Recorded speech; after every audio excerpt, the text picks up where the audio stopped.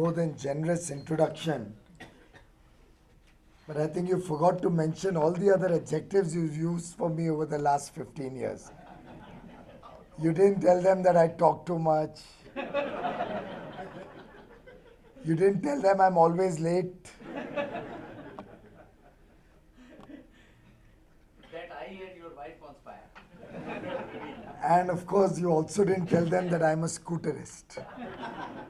And that's something that has always been a pleasure to know Dr. Khandelwal over the years, that he always speaks his mind.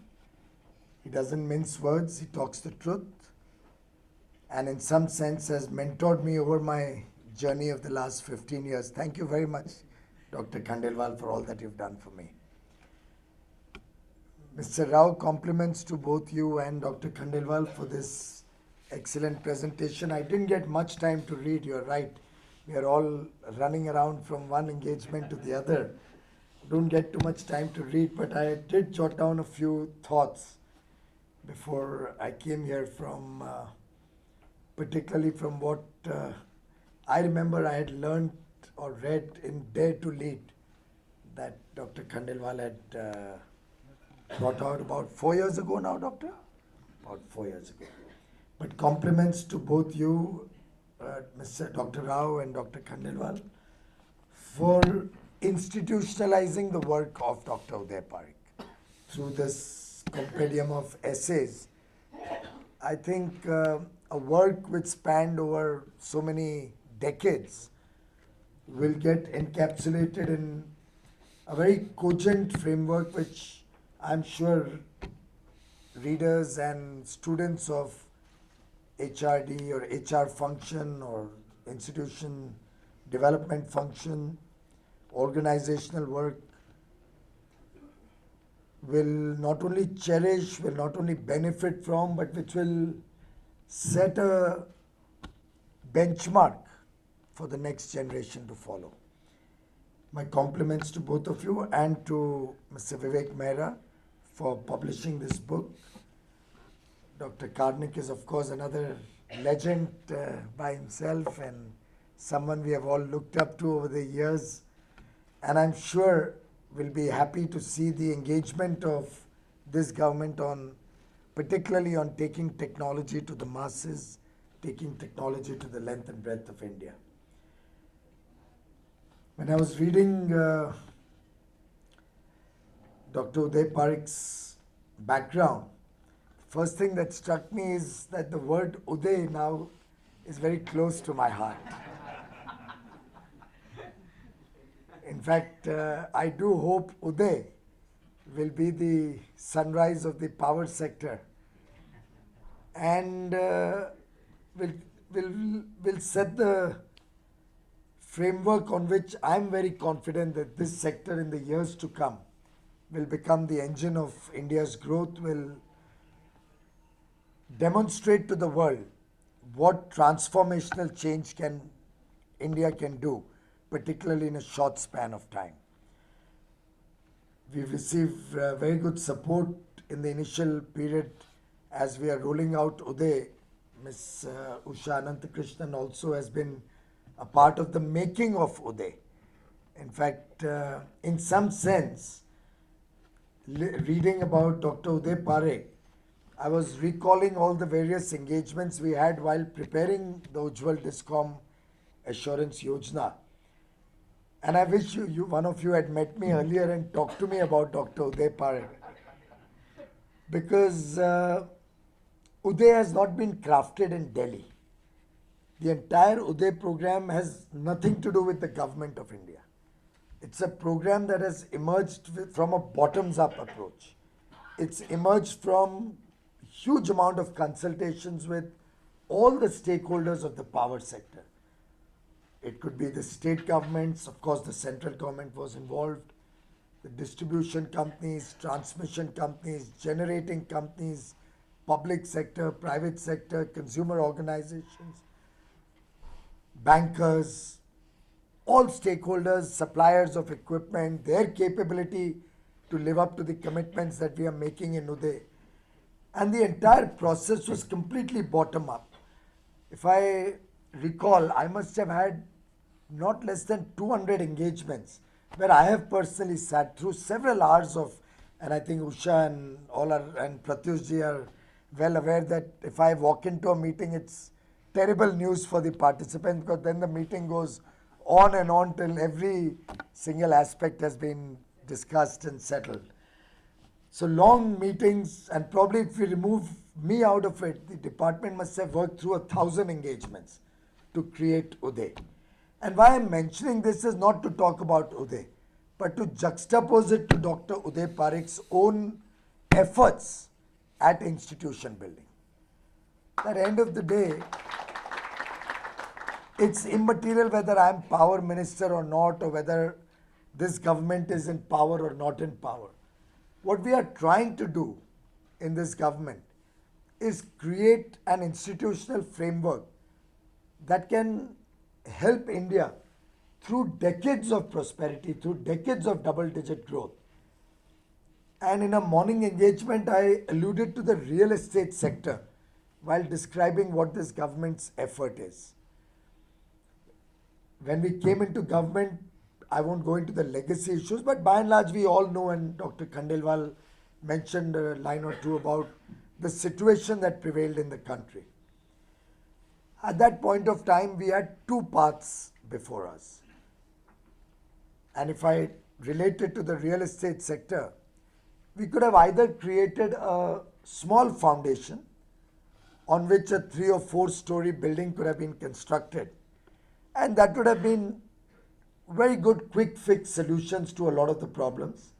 We wouldn't have to go dig into a deep hole. Thoda upar se could have cleared out a few feet of dust and muck, made a foundation, built a 3-4 story structure, and possibly even guaranteed the next election's victory on the back of that short term solutions, quick action plan.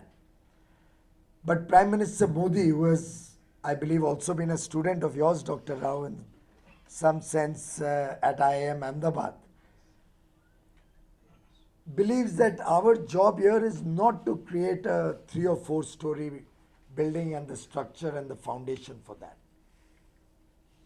This country today desires to see a government which sets the foundational, the institutional framework right.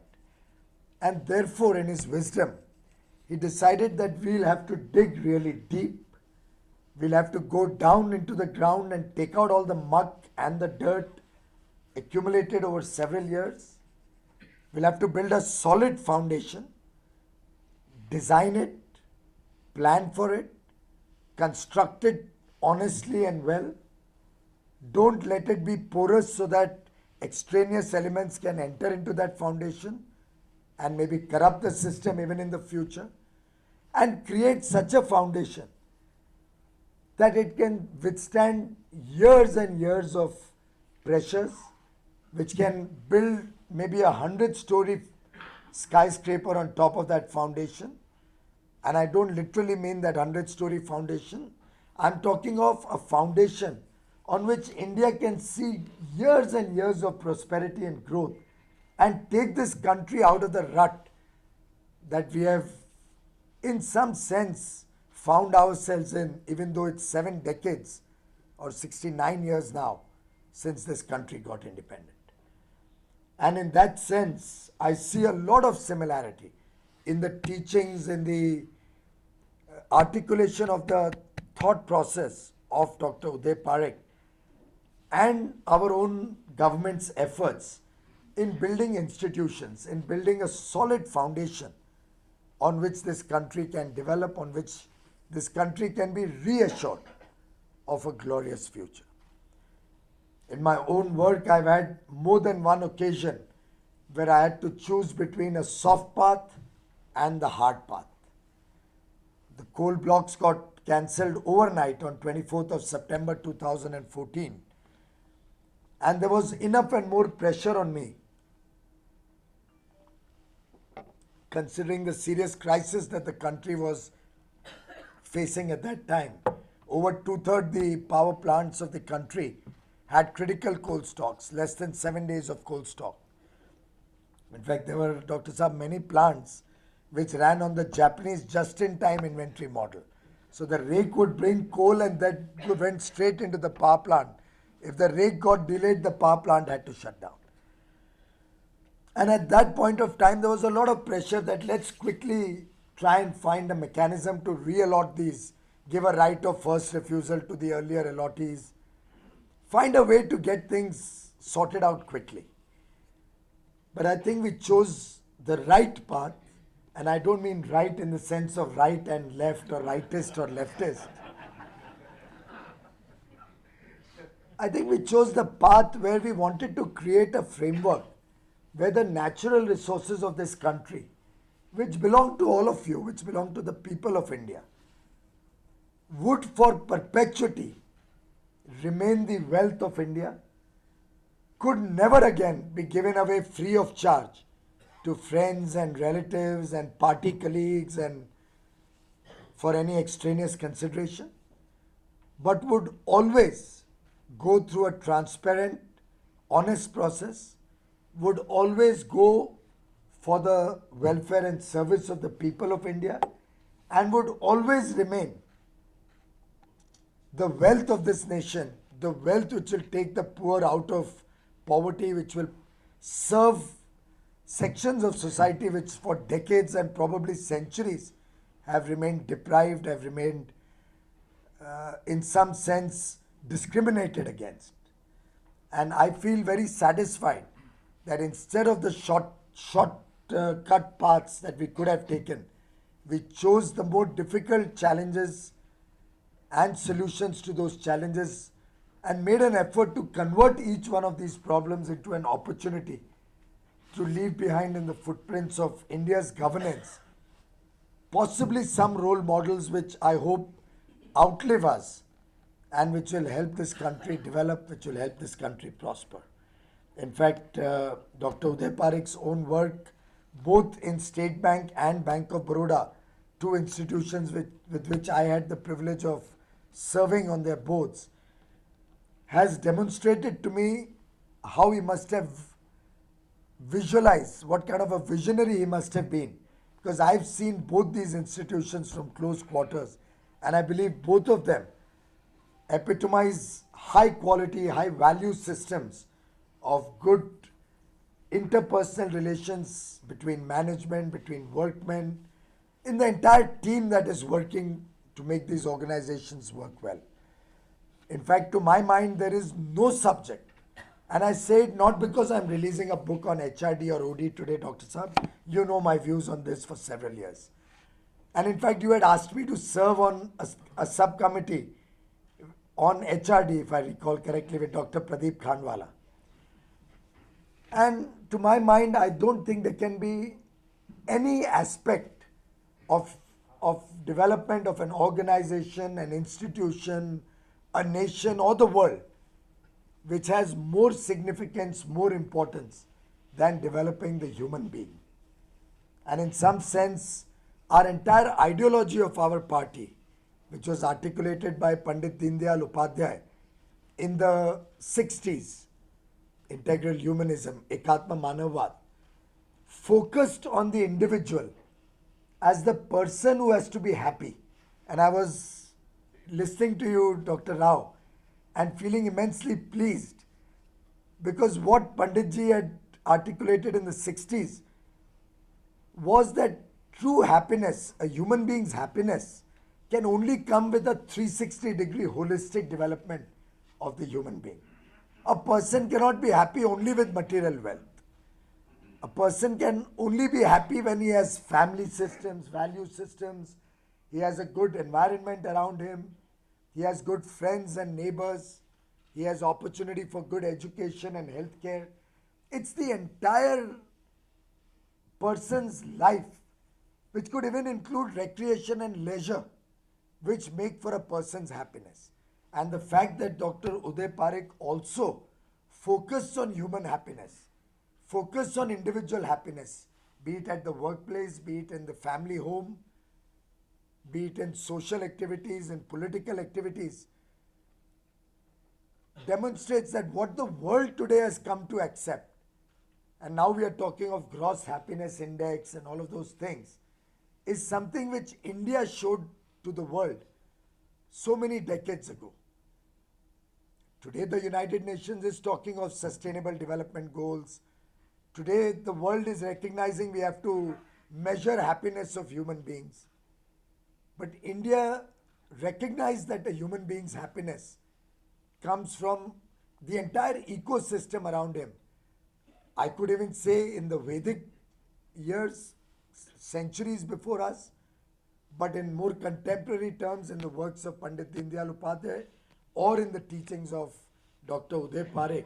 And therefore, it's truly a privilege to dedicate this book, I think, to this profession, which, despite its overarching importance and significant contribution to institutions, to building very successful organizations, sometimes does not receive the recognition that it rightly deserves. Very often we talk about various programs of the government, but I can share with each of you that on an engagement where the Prime Minister was asked a question that if you were not the Prime Minister of the country and you were asked to choose which department you would run or which ministry you would like to run, he said, I'd like to run the skill development ministry. He very rightly recognizes that if at all India has to prosper, its people have to be skilled, its people have to be employable, its people have to have knowledge to be able to be self-dependent, self-reliant. And of course, there's a lot of debate about Manrega and all of that these days. But truly, these can at best be short-term measures. We ultimately will have to make a country which is dependent and independent and only dependent on itself, which does not depend on SOPs, which does not depend on government to provide them that 2 square meals. We have to make our people self-reliant. And in some sense, what you mentioned about working for superordinary goals reflects the kind of commitment that is expected from each one of us who are working for this government, and which I hope that we as a nation can ingrain amongst ourselves. After all, if Coal India, which for years did 1 or 2% growth, maybe in a very good year did 4%, I'm told if they did 4% growth, they would pop champagne bottles. So that was considered supernatural. But if that company with the same people, there's no change, absolutely no change. The same people who have worked for the last 40 years are working for Coal India today. The average age is probably 50 plus in that organization. But they could give you 6.9% growth last year. Today they stand at 9.3% growth. Unheard of. What growth they've done in 2 years took 10 years to do before that. But it's the same ordinary people giving you extraordinary results. Public sector is often berated. Something where you have worked, where Pratyush ji has worked, Usha is working, Mr. Sharma, all these illustrious gentlemen and lady I met now have served for years and years. What challenging circumstances the public sector works in. The 3 C's, CBI, CVC, CAG, right at the back of your head, with due respect, Pratyush ji. Low salaries at the top. We have 2 C's here. Yeah, exactly. Very low salaries, to my mind. Each one of these gentlemen and ladies sitting here could get 10 times the salary they were receiving in the public sector. And I know of so many instances of people who retire and straight away went in for outstanding jobs and created outstanding institutions. I think half the industry that India sees today had it behind them some public servant who retired and created those institutions. Political interference. We also make them run to Delhi every few days. In fact, I'll have to review my own system of reviews and meetings and monitoring. make it more technology enabled, hopefully. But despite all these challenges, the results that these institutions can give us, I'll like to give a small example. We have this LED program, the bulbs, LED bulbs program, replacing all the LED bulbs in the country and the street lights. All the ordinary bulbs, the incandescent and CFL bulbs with LEDs across the country. Now, India has a company called EESL, Energy Efficiency Services Limited, promoted by public sector companies, REC, PFC, NTPC, PGCIL. In the year 13-14, it procured about 6 lakh bulbs at 310 rupees for a 7-watt bulb, and they sold it in the market. Possibly there was some government subsidy also. I'm trying to highlight the high achievement drive that you talked about and how super ordinary results can come in from the public sector. I frankly didn't even know this department reports to me for the first 3 months of my tenure as a minister, because I was overburdened with the more pressing challenges. Somewhere in August, a cabinet note came and I said, what is this? They said, this Bureau of Energy Efficiency. I said, what have I got to do with it? So that's as much your role. You produce coal, generate power, but also save power. So we got down to understanding what they did, and lo and behold, it's a company which sells 6 lakh bulbs in a country which consumes 77 crore bulbs. Modest turnover of a few crore rupees, little bit of consultancy work here and there. Then we got down to understanding what the potential of this project is.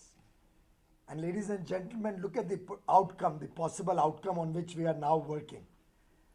If this country replaces these 77 crore bulbs with LEDs and the 3.5 crore street lamps with LED street lamps, we will save about 11,000 crore units of electricity every year.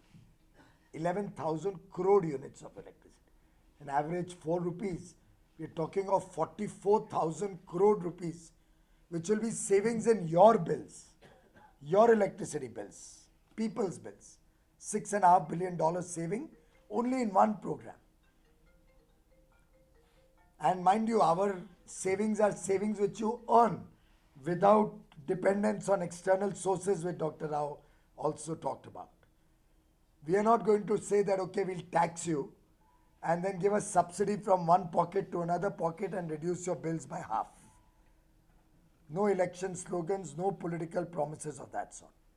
We will reduce your electricity bill, but through integrity. We'll reduce it through efficiency. We'll reduce it by ensuring coal reaches the power plants. We'll reduce it by reducing AT&C losses, all of which are elements of Uday. But we won't tell you that, okay, if you elect us, we'll straight away your bill becomes half from tomorrow and we'll give a 1,500 crore subsidy to reduce your bill by half. That's no fun. It's your own money, you're getting it back. But this program, which can save 44,000 crore rupees, should it be done at 6 lakh bulbs a year, or should it be done at 10 or 15 crore bulbs a year? That was the Hobson choice before us. And this would have also resulted in avoiding peak load capacity, the demand in the peak hours, evening hours, by 22,000 megawatt. And of course, for those of you who are concerned about the environment, like the Prime Minister is, 80 million tons of carbon dioxide emission can be reduced once this project rolls out fully. 80 million tons every year. The choice before us was to let it happen in the typical government format. So we do a pilot first.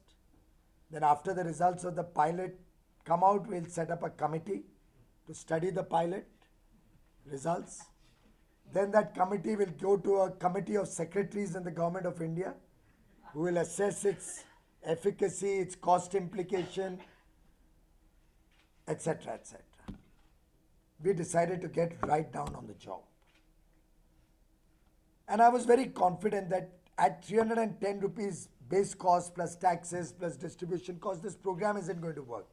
So we sat down with the stakeholders, suppliers, and I didn't have any clue what the price of an LED bulb is. I'm not a technical person. I said, but I want to see double digit figure. They couldn't even understand it initially. They said, what do you mean by double digit? I said, this 310 has to become double digit. 99 is the max. At that value, people will be willing to pay for it and people will be willing to change it because the recovery will be in less than 6 months. And we got down to the task, and what did we do? We used certain basic principles of management. And we means what? Not me. It is ESL. 40, at that time there were 25, 30 people working in it. Young team. One of them is an IRS officer who's the managing director. People whom we have berated all our life. I don't know how many people Mr. Sharma must have troubled and how many people Mr. Pratyush Sinha must have put on the top. But this young team worked day and night, focused on transparent procurement policies, brought in innovative financing. You know, earlier they used to pay in 5 years. Who the hell is going to trust the government of India with their money for 5 years? Which supplier is going to give us bulbs? Just that single chain that we'll pay you on the 30th day by a bank transfer, RTGS, and you don't have to call up our office. You'll get it in your account. Could probably bring down the bulb cost by about 70 or 80 rupees. Just that one small little change in payment terms. And over the last 18 months, ladies and gentlemen, the same bulb, 7-watt bulb of 310 rupees is now being procured, all of it through transparent bidding mechanism. Now we are taking a 9-watt bulb because we got some feedback, and we are not ostrich.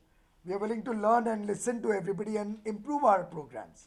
People said we'd like to see more illumination. So we now made it a 9-watt bulb. And we're getting a 9-watt bulb, best technical specs possible, world class. Secretary Ernie Moniz of the US keeps talking about India's LED specs being better than anywhere in the world. Best of companies, Philips, Osram, Surya, Crompton Greaves, best of AAA companies supplying it. Largely made in India, few components come from abroad, but the scale was so small. Now with this scale, people are talking of manufacturing the entire bulb here at 64 rupees per bulb, 9-watt bulb. That's 80% reduction in 18 months. 80%. September 14 was the first procurement under this government. Last procurement was January 16. 64 rupees 41 paisa or so. 80% reduction. The same ESL which did 6 lakh bulbs in 13-14 has, as we speak, and I'll try to give you a more accurate figure because otherwise somebody could just jolly well say that I'm fibbing. But it should be about 7 crore something. It crossed 7 crore.